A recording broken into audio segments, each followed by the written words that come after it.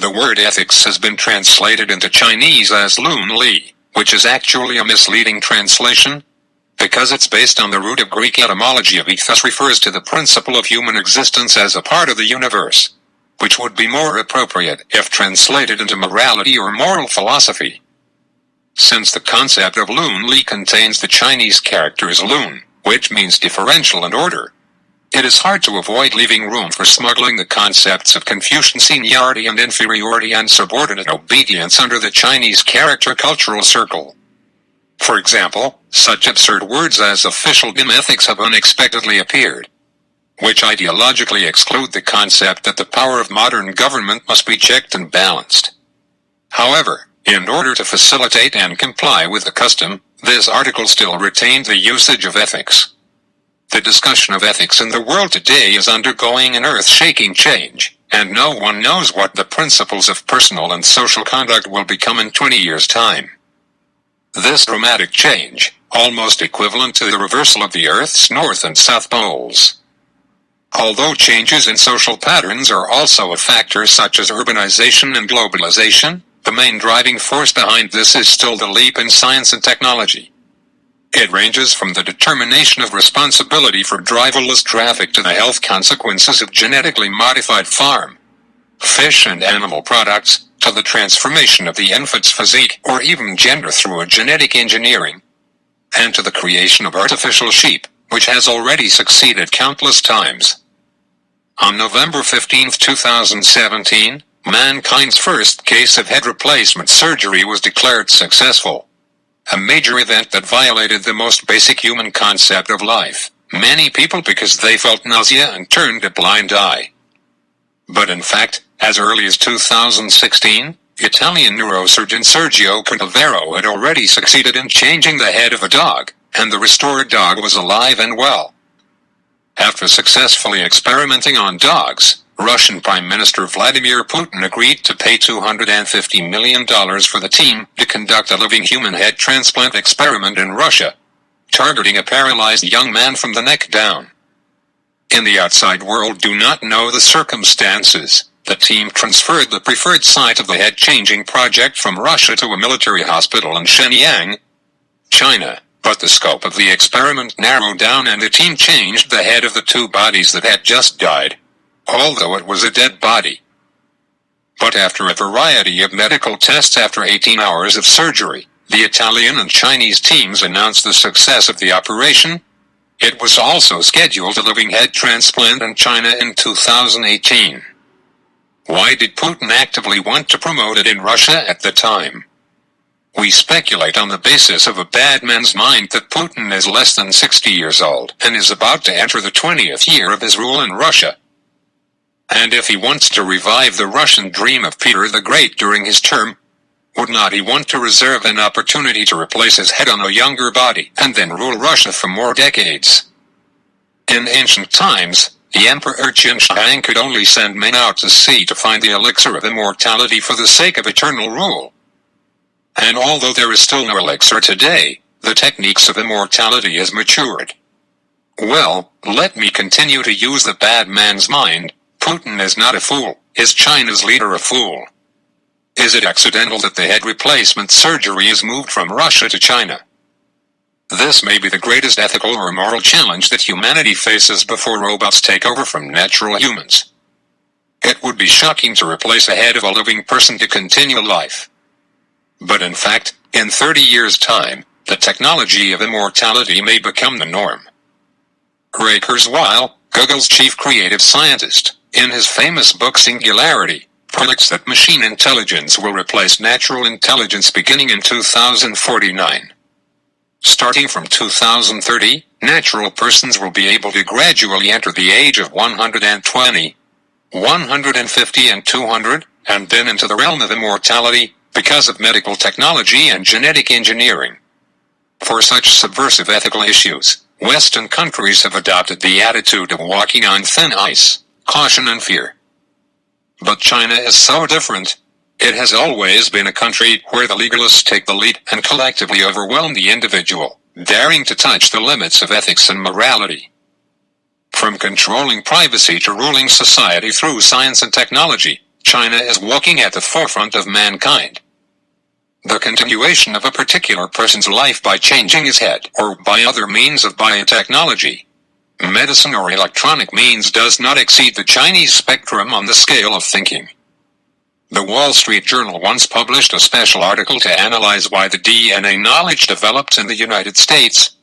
When the United States law does not allow experiments, China has been the first to conduct a variety of live experiments, and its technological achievements have already surpassed those of the United States.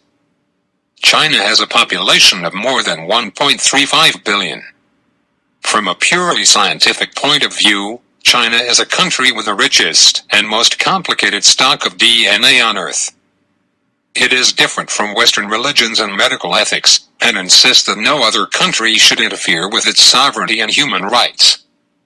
The world knows nothing about China's ethical bottom line.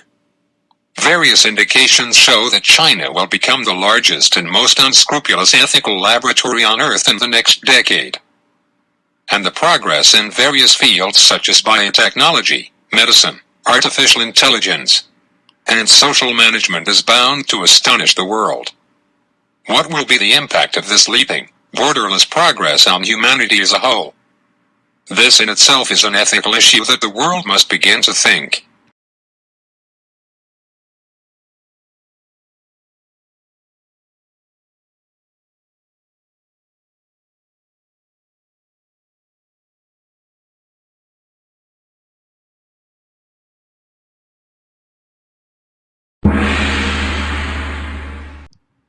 This article is for the Chinese people, not for the Chinese Communist Party. Of course, the CCP has nearly 90 million members.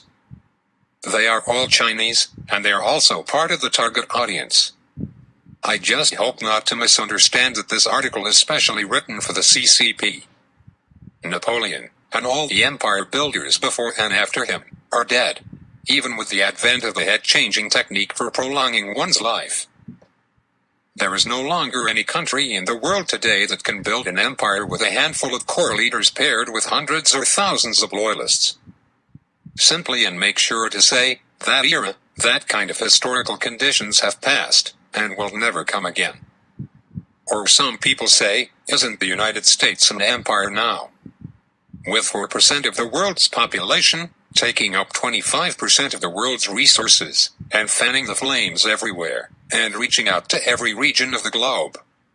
These phenomena are true.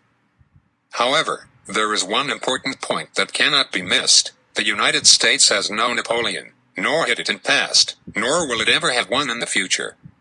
The reason is simple. The power and influence within the United States is so scattered that when they are dispersed, so that the Napoleons will be crushed as soon as they appear, even if these brave men are holding up the banner of the American dream, reviving the great America and the America #1. The United States is a hegemony, but it does not rely on the spirit of Napoleon. The spirit of Napoleon is the French dream and the revival of France. To understand the essence of the formation of hegemony in the United States, we cannot understand it in the slogans of American politicians, whether they call Donald Trump or Hillary Clinton. The question to be asked should be, what kind of people's attitude and social mechanism is adopted in a society of hundreds of millions of people? And its power and influence are so dispersed and no one is afraid of anyone, leading to its ability to form and maintain the hegemony. Putting aside the question of whether American hegemony is good or bad, and whether it is good or bad for the world, it proves one thing: there is no need for Napoleonic heroes, there is no need to put leaders on the guillotine, and a country can take over the world, maintain its position, and give confidence to its citizens. Although China's per capita income is not yet rich, but the overall economy has been the world's second largest. Although China's population pressure the world's first, but assuming that the average human's intelligence quotient is 100, China's total IQ is also the first in the world. Whether China will have the face to stand on or even become a world leader in the future, the key depends on whether it can exert the potential of the world's largest total IQ through attitude and mechanism, not on whether there are men as Napoleon or how many people are like Napoleon. Therefore, The ultimate fate of all the internal and external pressures China is facing now can be summed up in a question: whether the Chinese people have a corresponding attitude, and whether those in power have the insight and breadth of mind to set up corresponding mechanisms, so that can enable the world's second largest economy, and the world's top 1 total IQ, into productive force, self-confidence, and modern civilization. The suspense is not whether there is Napoleon, but whether Chinese realize that Napoleon's world has passed. Paradoxically, the Napoleon's world had disappeared only 200 years ago, but the 4,000 years ago historical lesson of Dayu's flood control still exists, which was only recently confirmed by the archaeology team of Peking University. Water can only be guided, cannot be blocked. Napoleon has not become an object of learning. However, Dayu cannot but become an object of learning. In a world where information is flattened at high speed, science and technology is flipped every 3 years, and the value of the youth generation is flipped every 5 years, the phrase people's opinion is like water has become a reality from a metaphor. It could be blocked for a while, and not could be blocked for a decade. What China urgently needs is water conservancy experts, not water blocking experts. However, what we see is that there are fewer and fewer water conservancy experts, but more and more water blocking experts. What is even more shocking is that as the levees are being built higher and higher, more and more people think that the conditions of Napoleon's times were still present. The world is no longer the same. American-style hegemony is declining. The world is looking forward to a Dayu style of great power. The world is most afraid of a someone revival of another Napoleonic power, here also including Russia. As mentioned above, even if the American hegemony is in decline, it is impossible for the Napoleon to appear in the process. Just as there was no Napoleon in the decline of British hegemony. But what about Russia under pressure? How about China under pressure? The people in the world is unsure about it. This unsure mind, like other people's opinion, it can only be guided, cannot be blocked. China wants to stand up in the world, and stand firm for hundreds of years. The most contrary formula to this goal is a bunch of Napoleons on upper level, and a bunch of Boxer rebellion on bottom level. The reason is worth pondering over by all Chinese people.